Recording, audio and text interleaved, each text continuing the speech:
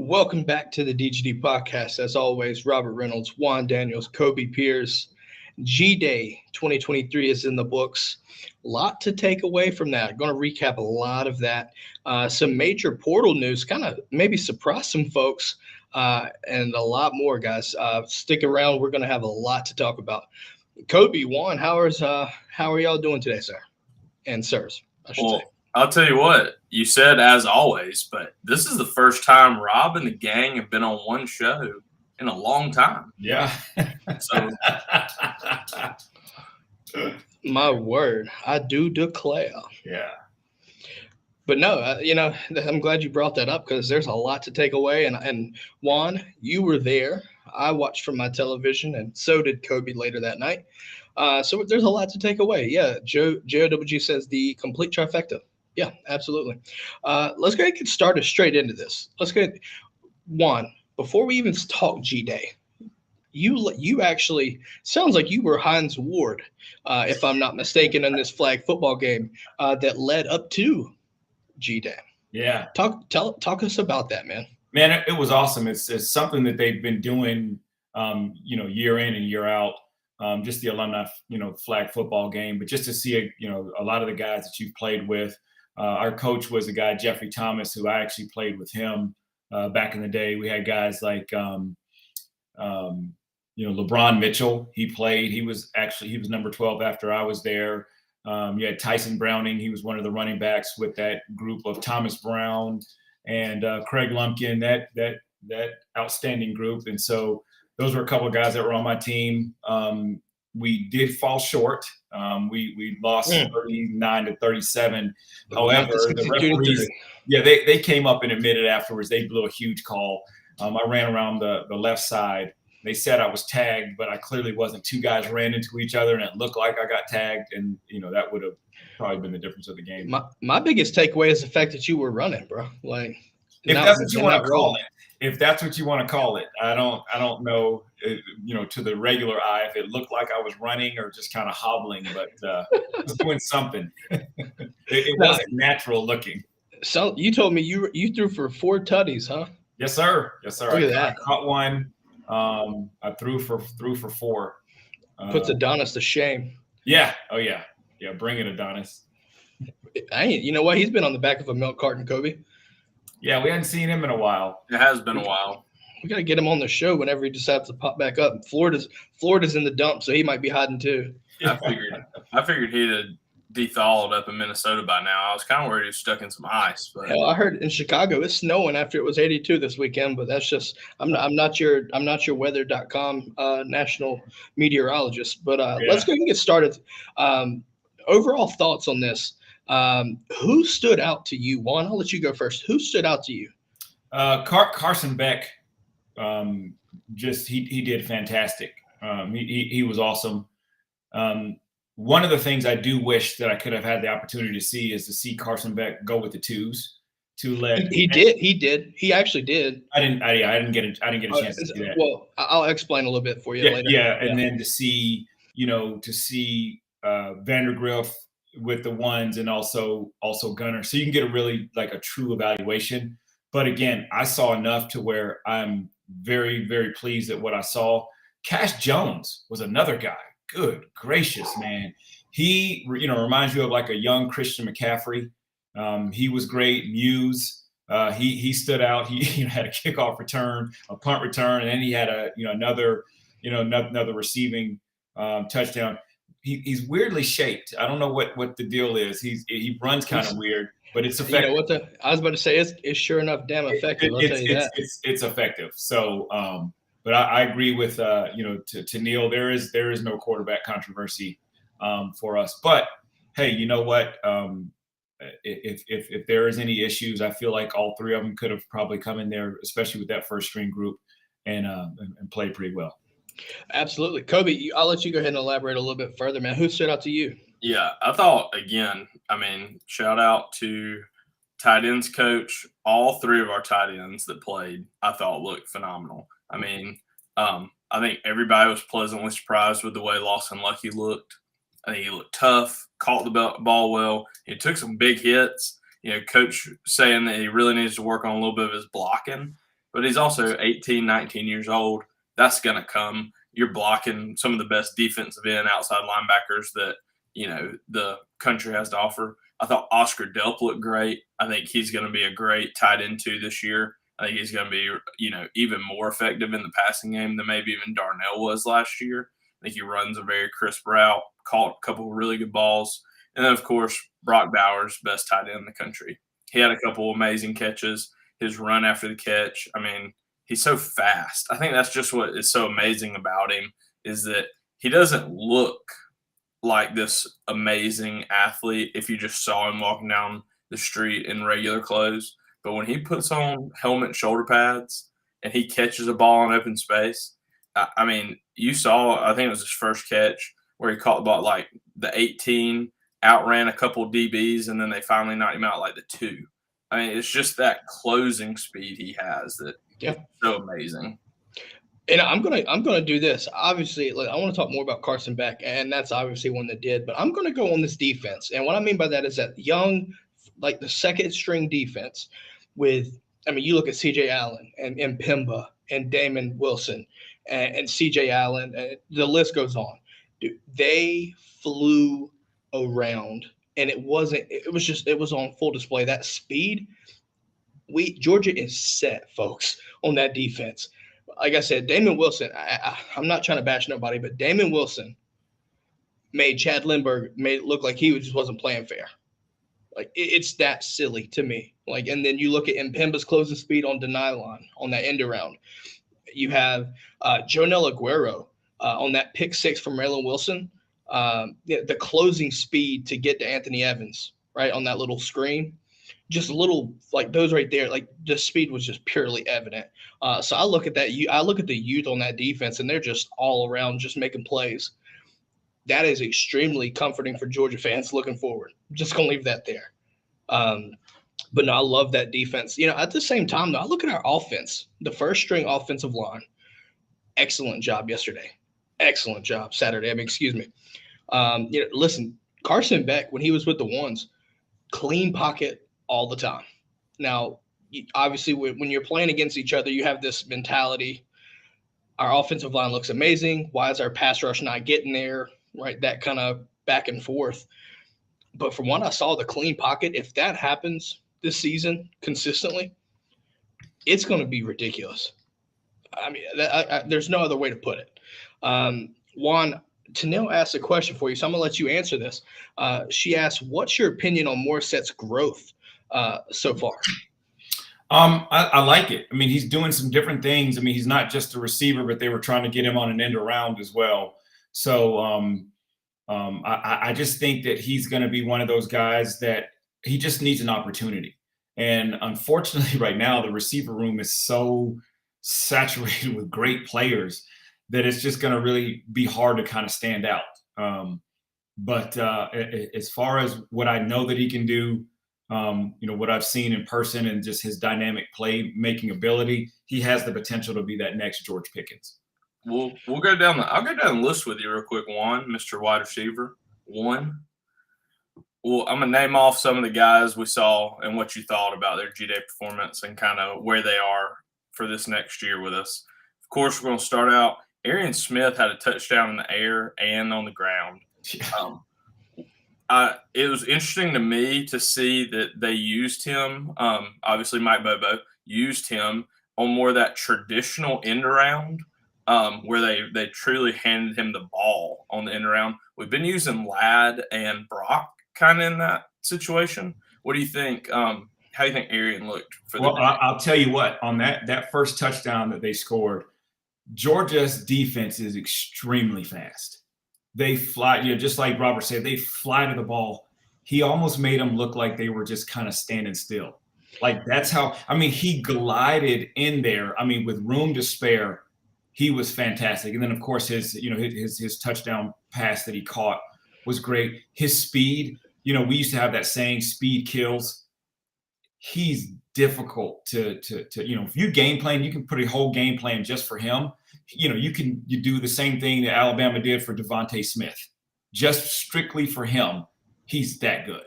You know what, though, Juan? I'll tell you this. What surprised me with Arian Smith on those 2 touchdowns, first off, Warren Brinson gets up the field and doesn't even realize that Arian has the ball, but he's that fast. He just and like Warrenson put his hand out, but I don't even think he saw that like Arian had the ball because Arian just took off. But on the pass, did you notice it wasn't a go route? It was in the red zone. It was a nice little crisp route. It wasn't even a go route. To me, that speaks volumes on his progression through the route tree, which is only going to make him that much more dangerous. I'm going to keep hammering him. We saw, Ladd's still Ladd. Yep. We saw Ladd have a couple big catches. I don't think there's a ton when they say Ladd's going to be your security blanket all year. If you need somebody to go to, Ladd McConkey's it. We got our first look at Dom Lovett from Missouri. He had a couple big catches. What do you think? How do you think we're going to try to use him? What do you think about him in the passing game? I think he's going to be that X receiver that we're looking at. He's a pretty big target, knows how to get open. Just think about, one of the things that they said because I rewatched it in the commentaries is what he did to South Carolina. I think he absolutely just destroyed them. So he can be X, he could be Z, he could do just, some different things, but he's an excellent target. He finds, spots to get open, and I just think he's going to be great. On the flip side of that coin, the other big transfer we have, Ra Thomas, I don't think he caught a ball. Correct me if I'm wrong, either one of you watching.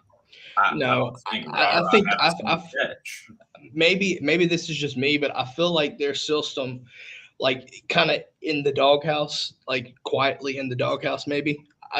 Listen, I think Ra Thomas this season will have a nice season. He's going to get usage, right?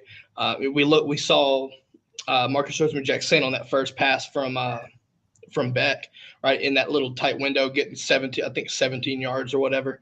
Like Ra Thomas can do the same thing.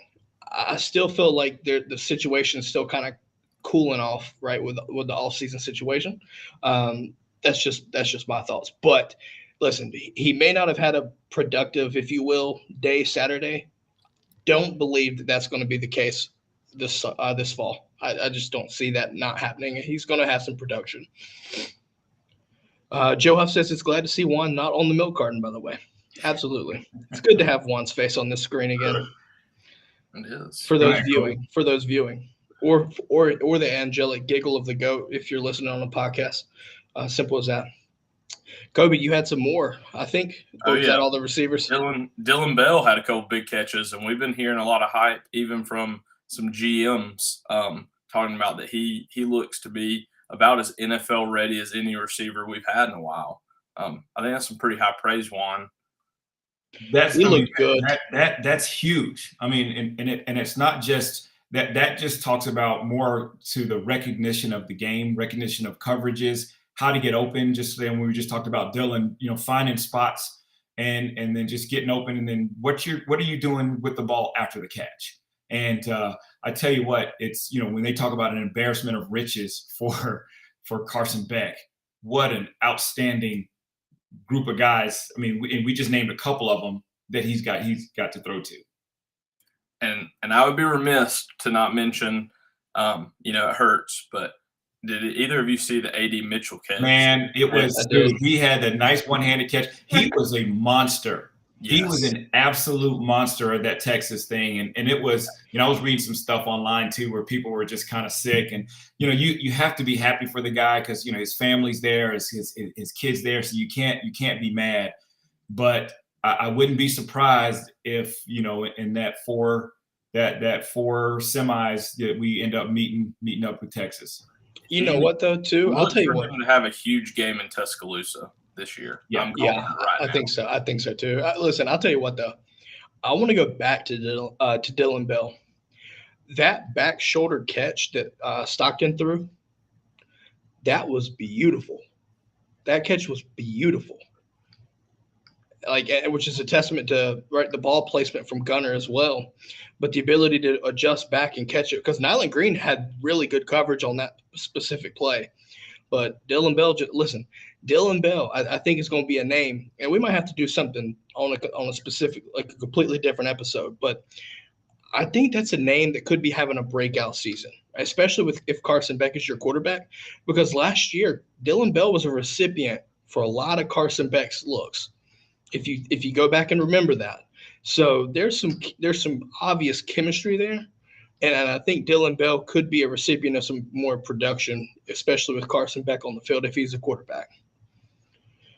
Speaking of quarterbacks, I agree. I think the biggest thing is just like you're saying, all the riches. There's only one football.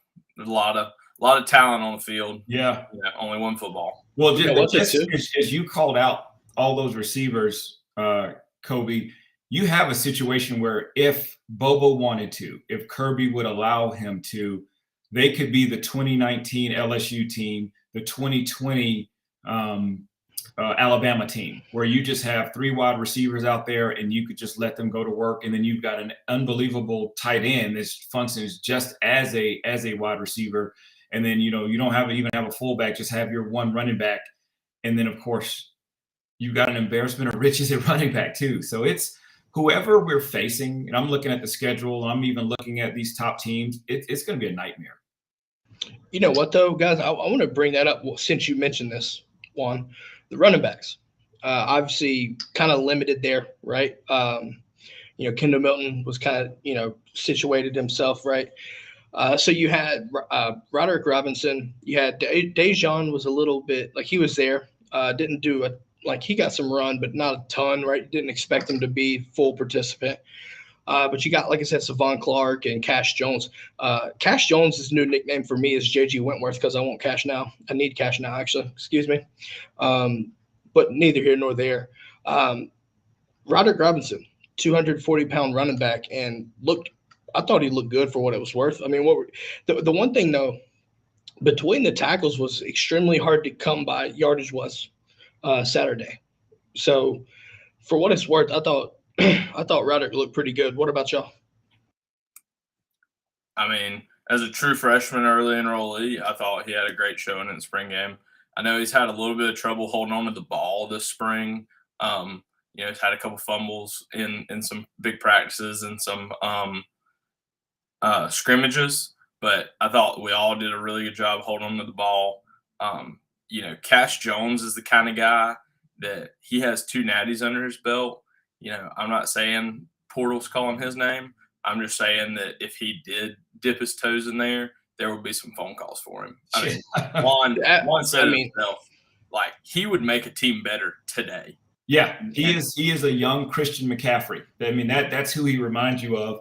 I mean, he's so versatile. He's so quick. His vision is outstanding, and he's just a leader, and he knows what it takes. And here's the thing: you think about him if he were to leave, taking whatever he's had from these past 2 national championships. Same thing with A.D. Mitchell. What they're going to bring to their teams are leadership and that type of toughness to say, hey, listen, this is what I'm used to. This is where we're going to need to be in order for us to even stay on the field, with the Georgia. Now, they won't be able to stay on the field, but this is what it's going to have to take. Yeah. Overall, I mean, it's crazy to think that you lose A.D. Mitchell, right? And that was a huge loss. But to see what I saw Saturday, to me, was reassuring, if that's the best word, maybe, knowing that you still got a lot of depth. And I didn't really see a lot of issues. I think the one takeaway would be Anthony Evans on that pick 6 where it hit his chest and it just popped up. Right. There was a couple situations with Gunner and Brock that were throwing and they just, dropped the ball, but it looked like, so you've got some of those things. So it wasn't perfect. But overall, I think, you leave G-Day looking extremely confident and you feel happy about where offensively what you did, Saturday. But we talk about defense, right? Are there any questions, guys? Like I said, offensive line looked amazing, right? You didn't really see a lot of pass rush, like get there, get home. Obviously, it is kind of a spring practice. It's still practice. But, what are your thoughts on the defensive line, right? Now that Bear Alexander has entered the portal, I don't know if it necessarily stings the defensive line like we would think. But what are y'all's thoughts? Oh, you go ahead. Go ahead, Kobe.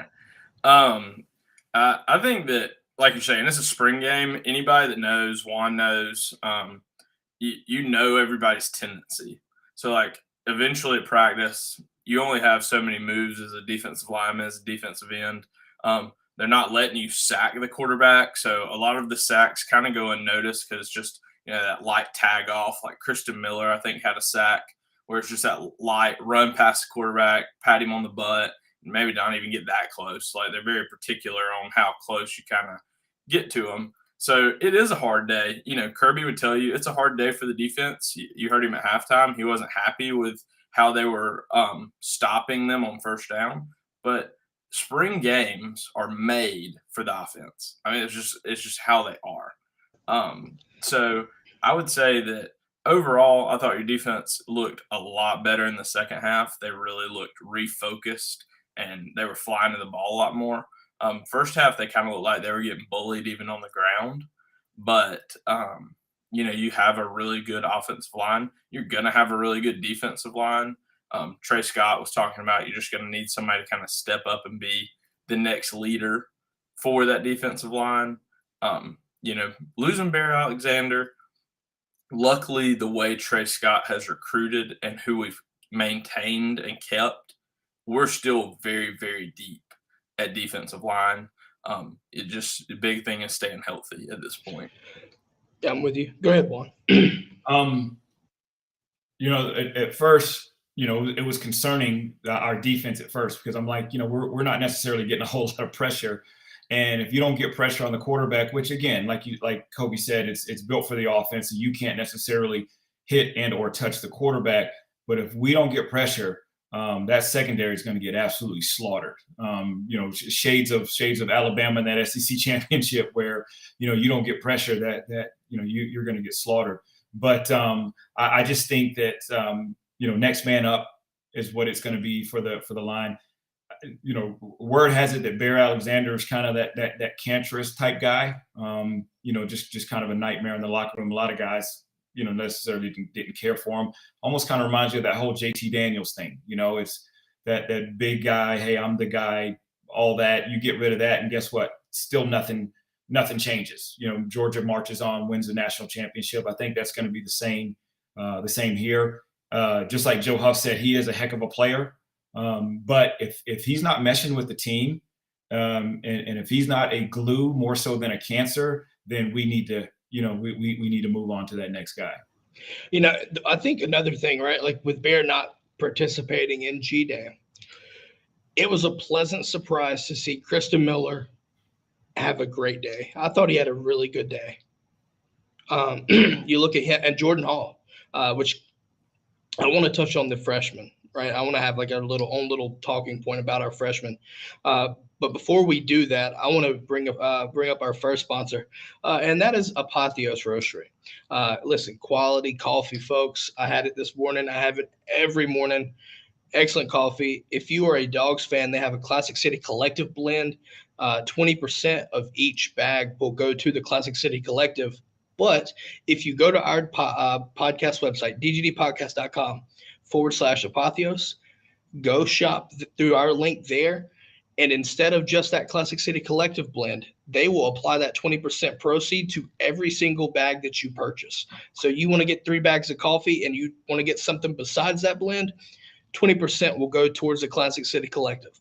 Keep that in mind. And listen, I'm just going to let you know, JOGG, Rudes, myself, we approve. Thanks, Apotheos. With that being said, guys, let's talk freshmen. I think you look at some freshmen that had really big breakout days, like I alluded to. Jordan Hall, man. Jordan Hall was active Saturday. But I want to pose the question to y'all. Which freshman stood out to y'all the most? I know Kobe said it earlier. I Lawson Lucky. He's a guy that, probably this weekend would be going to prom.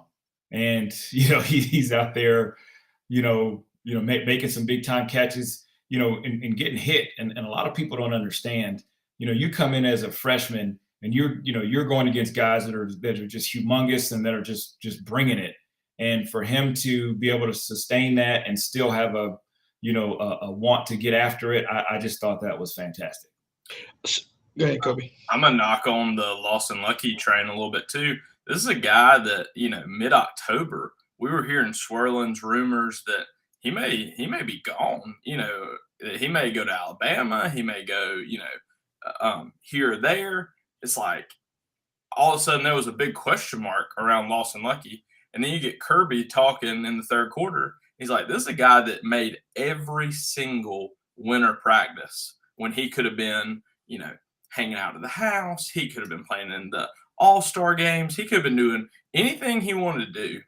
But he's at Georgia in Athens, taking reps on a scout team to help guys that he's not even going to play with win a national championship, win a Peach Bowl, do all these things. And now here he is again, early enrolled, like Juan's saying. He's missing this last spring of his senior year. He's missing some things in life like prom, whatever you end up doing as that last semester as a senior. He's here, he's grinding, and he's solidified himself as the third tight end right now.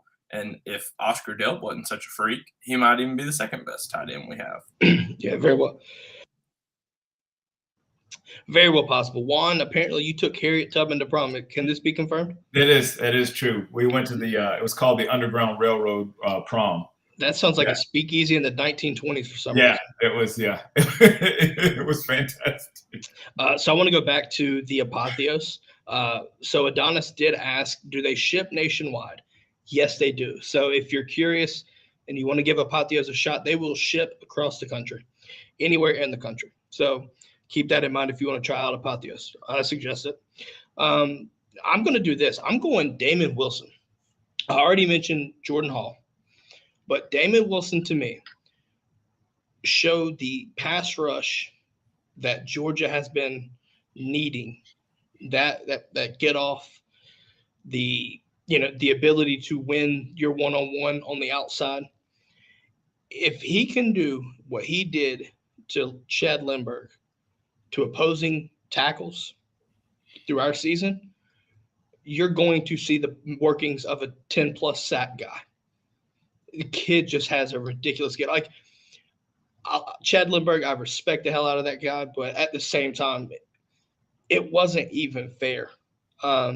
Lindbergh couldn't even get out of his stance hardly before Damon just already popped around him. That's scary stuff. That really is scary stuff. And just to kind of hammer on that too, two big plays I think that stood out for freshmen. Maybe not that they had the greatest game, but like just two flash in the pan. I think we were talking about, Janelle had that big hit on Savon Clark coming out of the backfield. And that's a massive hit. That's an SEC caliber hit. And then Samuel Mpemba, he surfs down to close the gap at the C or D gap, wherever he was.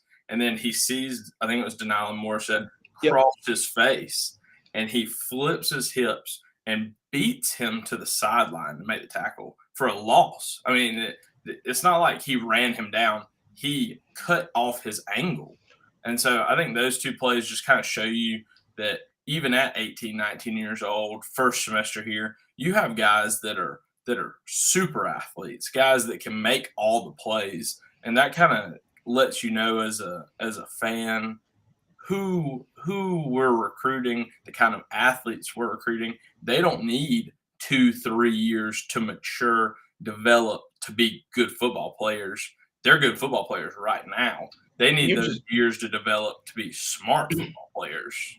You're looking so go to that next level. But you see here, Joe Huff is like, where does Kirby keep finding these guys? Almost like a machine spitting them out. But I really do believe that they just have a recruiting formula, and they're looking for certain guys. And I don't think it's necessarily going to always have to be your 5-star, 4-star guys. I mean, look, they just got a 3-star quarterback. So there's obviously something that he's looking at that's going to help them, and that's going to help fit their system. I mean, he's got a machine going, and all he's doing is just basically finding these cogs to put in the machine to keep it going at a high level. So Adonis says, speaking of hips, you still using sponsor money for your hip rehab? To which I say, after that performance Saturday, if all things are true, I think it's going well. I think that was that for Kobe. That was for me. Yeah, for his hip. It was my hip. Get your facts straight. I'm not seeing any of the sponsorship money right this second, Adonis. I'll tell you that. Yeah, we need to do an accounting audit because JOGG, like I said, she's living a life of luxury, and here we are. You know, it's pretty sad. So Joe Huff brings up the 3-star receiver Nitro Tuggle. Listen, 6'3", 200, and can run mid 4.4s. I think it is. Like, that blend of size and speed is going to pay off, in my opinion. Like, and from a receiver's perspective, Juan, that get off, like his twitch to be that big is scary. Well, if he's coming in at mid 4.4s, that's scary. My freshman year, I was running a 4.55, and then I ended up running a 4.3 like that very next year. So imagine with the strength and conditioning program that they have at Georgia, I'm just going to measure it. Anytime you've got Jordan Davis running what he can run at a combine, you automatically know Georgia's doing something that's just next level.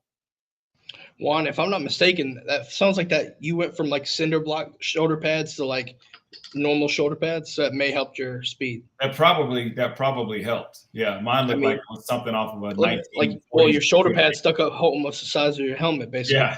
Yeah. And I think a big thing, and that I think it's the impressive thing, kind of like Joe Huff's talking about with Nitro, is everybody wants to talk about, and it's true.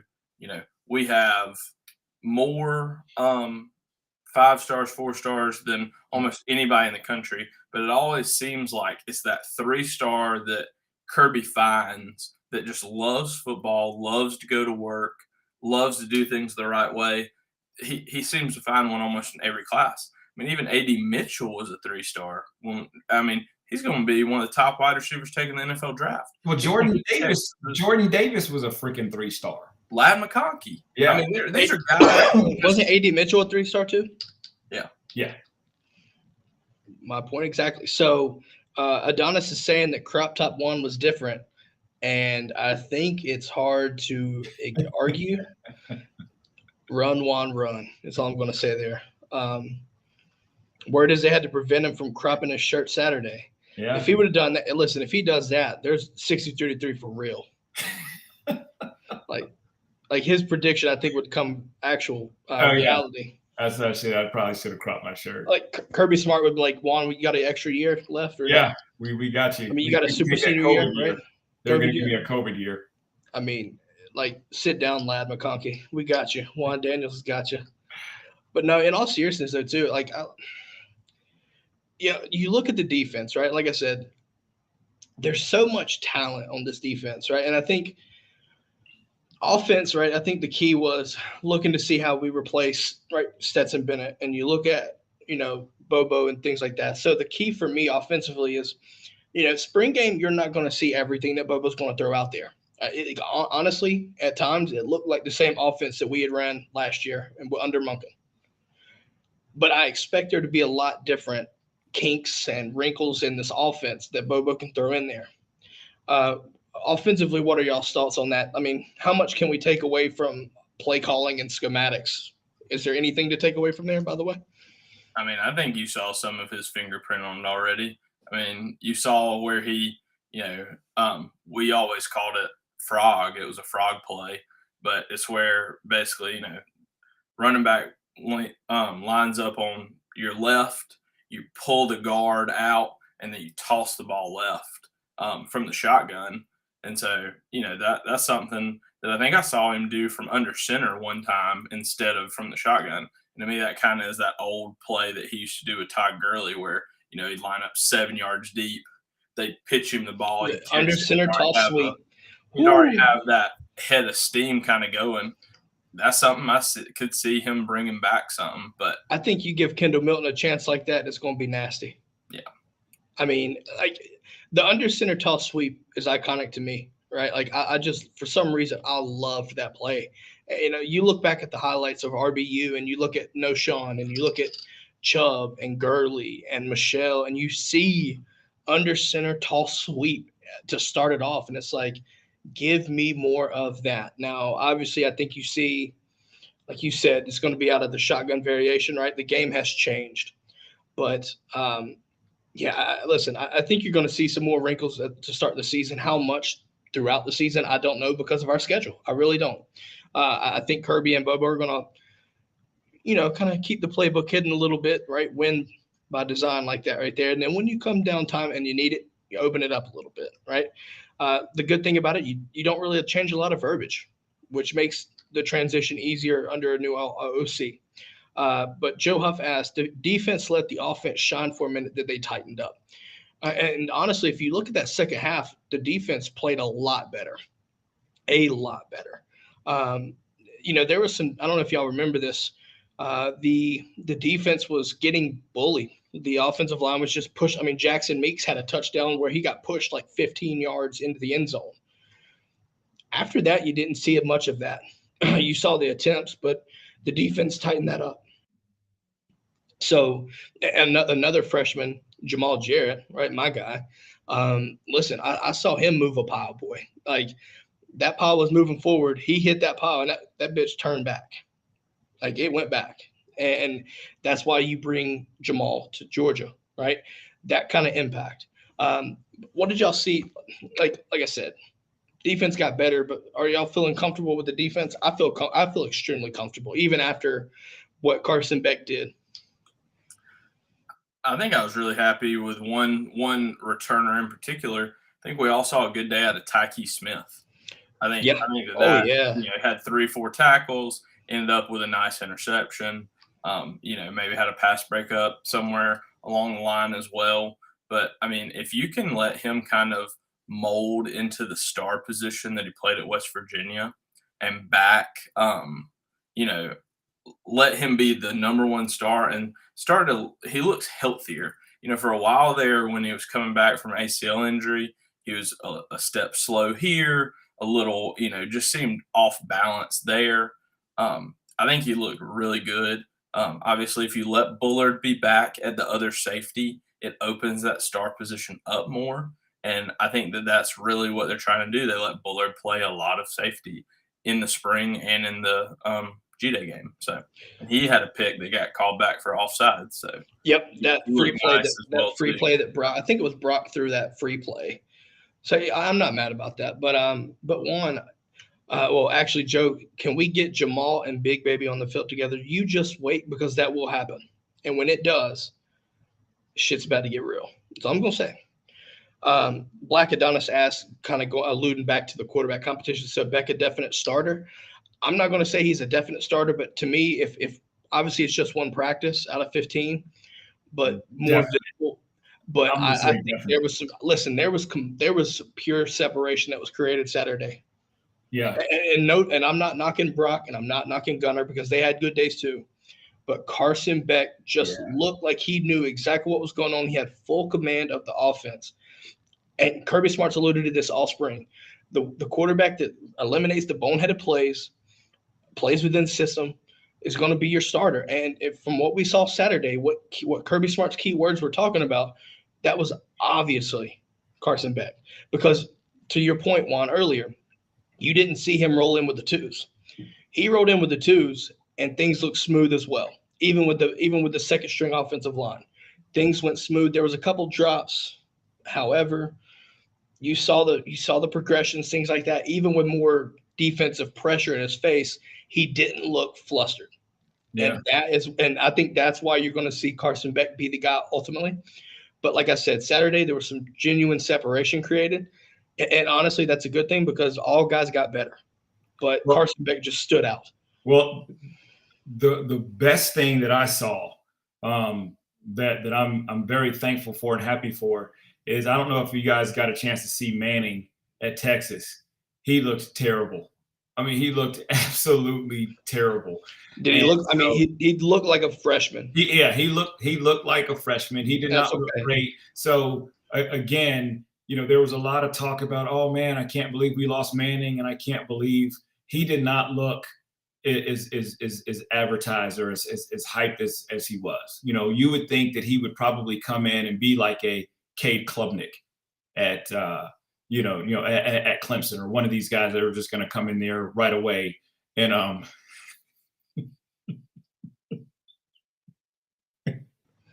Jesus, Juan's losing it. Is it the Diary of Kobe Pierce with the bookshelf? What's terrible is this is my office.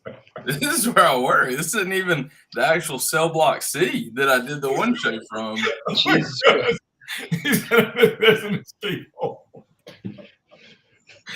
Yeah, man. Guys, I want to bring up our second sponsor here, guys, and that's Alumni Hall. Yeah.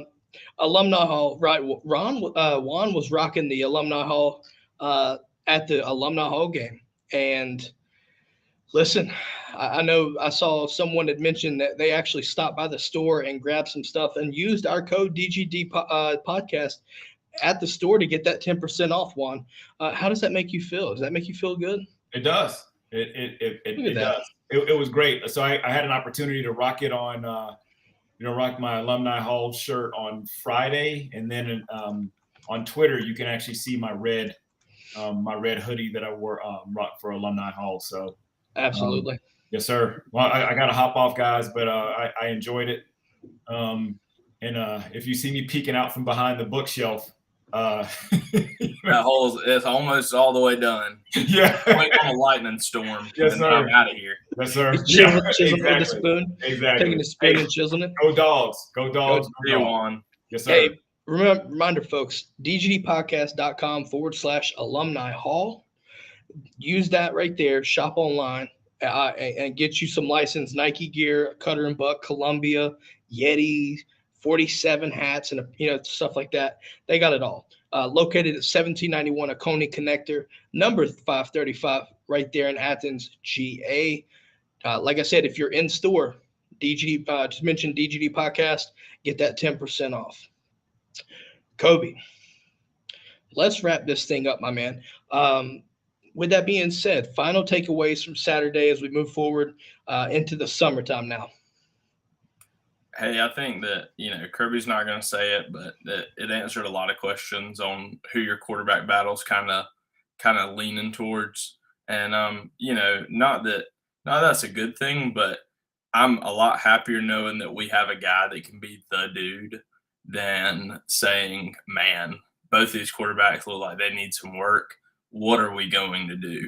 And that's kind of where Florida is after their spring game. So it makes it feel a lot better that we're trending that, no doubt Carson Beck looked like the best, but like Juan said earlier, it's not because Brock Vandagriff looked bad or Gunnar Stockton looked bad.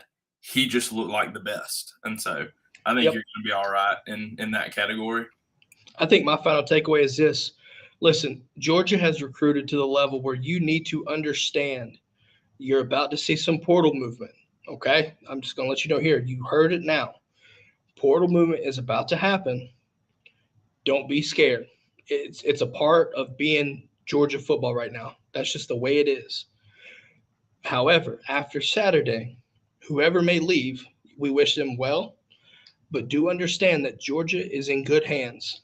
After the depth and the speed on defense, the talent and depth and offensive as well, feel confident where you are. All right. I think that's the key there for me. All right.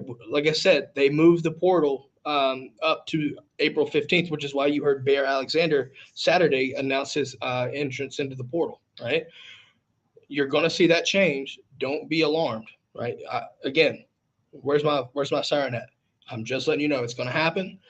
We'll be here to talk about it as news happens.